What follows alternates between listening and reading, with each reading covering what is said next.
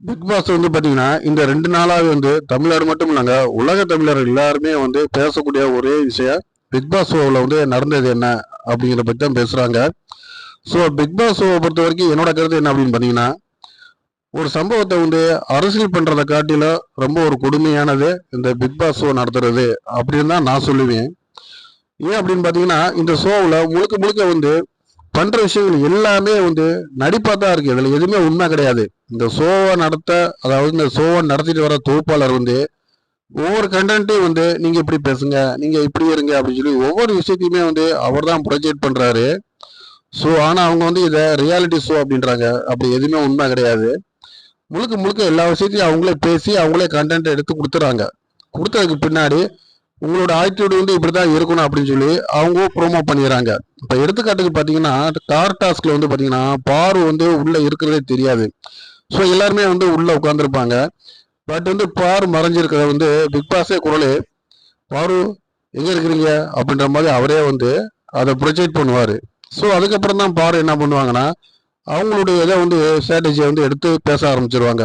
So அதுக்கப்புறம் வந்து சாண்ட்ராவா இருக்கட்டும், பார்வா இருக்கட்டும், கமுரா இருக்கட்டும், இந்த ஒரு டாஸ்க் மட்டும் இல்லைங்க, முழுக்க முழுக்க எல்லா டாஸ்க்லயுமே வந்து ஒருத்தவங்களை வந்து ட்ரிக்கர் பண்ணி விடுறது வந்து இந்த பிக் பாஸ் தொகுப்பாளர் தான். முழுக்க முழுக்க வந்து அவர் வந்து மக்கள்கிட்ட வந்து ஒரு அதிர்ச்சி தரமான ஒரு விஷயத்தையும் ஒரு ஒரு இது, அதாவது அவங்க டிஆர்பி ஏறணும் அப்படின்றக்காண்டி ஷோவை வந்து ரொம்ப ரொம்ப மோசமான ஒரு சூழ்நிலையில வந்து இந்த ஷோவை நடத்துறாங்க. இந்த ஷோவை உண்மையிலே சொல்லணும்னா, ஏற்கனவே இதை பத்தி சொல்லியிருக்காங்க, கிட்டத்தட்ட ஒரு 10 கோடி பேர் இந்த ஷோவை பாக்குறாங்களாம்.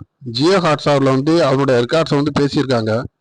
ஸோ 10 கோடி பேர் பார்க்கக்கூடிய அந்த ஷோவை எவ்வளவு நல்ல விஷயங்கள் பேசலாம், எவ்வளவு நல்ல விஷயங்கள் வந்து மக்களுக்கு கற்றுக் கொடுக்கலாம், அதெல்லாம் விட்டு போட்டு இந்த ஷோ வந்து மக்கள் மத்தியில வந்து ஒரு தவறான பார்வையில கொண்டு போய் நிறுத்துறாங்க.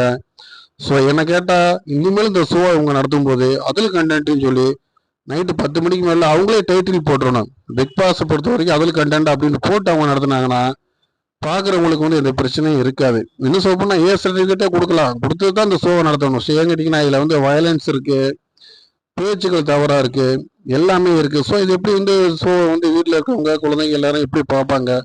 இது ஒரு தவறான விஷயமா இருக்கு. அதனாலேயே என்னோட மனசுல என்ன நினைக்கிறேன் அப்படின்னா, ஒரு சம்பவம் நடக்குது, அந்த சம்பவத்தை வந்து அரசியல் பண்றாங்க அப்படின்னா அதை காட்டிலும் கொடுமையானது இந்த பிக் பாஸ் ஷோ இப்போ இவங்க நடத்திக்கிட்டு இருக்குது. ஸோ எதிர்காலங்களில் வந்து தமிழ்நாடு மட்டும் இல்லைங்க, தமிழர்களுக்காக இந்த ஷோவை வந்து கண்டிப்பா வந்து சரியான முறையில் நடத்துறதுக்கு முயற்சி அவங்க பண்ணுனா தப்பு இல்லை.